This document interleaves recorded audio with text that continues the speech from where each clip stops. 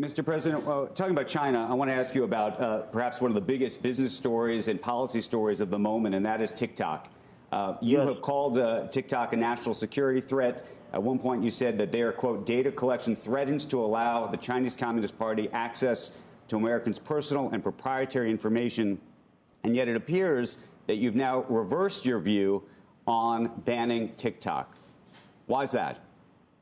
So I had it done. And then Congress said, well, they ultimately usually fail.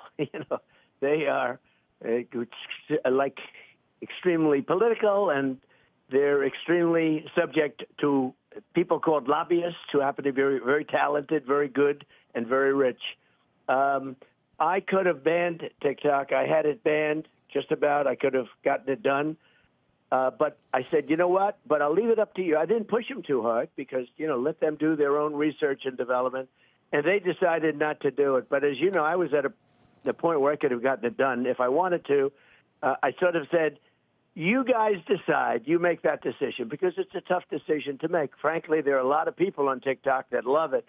There are a lot of young kids on TikTok who will go crazy without it.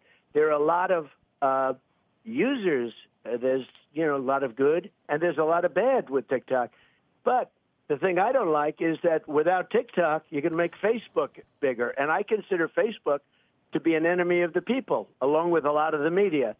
What Facebook did with lockboxes, with the $500 million Zuckerbucks lockboxes that he put in, I mean, I consider illegal, but, they put people in jail when they spend. They put people in jail when they spend more than $5,600 in a campaign. They go to jail if they're $200. Look at Dinesh D'Souza. Right. They put him in jail over a couple of $100. And yet here's a guy spends $500 million and he doesn't go to jail. Mr. President, though, is TikTok, but do you believe that TikTok is a national security threat or not? Because if it is, and I believe that the emergency powers order that you had put in place at the time suggested that it was that not true? I do believe that. I do believe it. And we have to very much go into privacy and make sure that we are protecting the American people's privacy and data rights. And I agree. But, we also have that problem with you have that problem with Facebook and lots of other companies, too.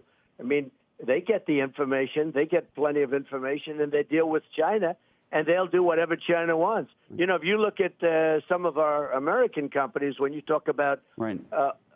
Highly sophisticated companies that you think are American, they're not so American. They deal in China, and China, if China wants anything from them, they will give it. So that's a national security risk also.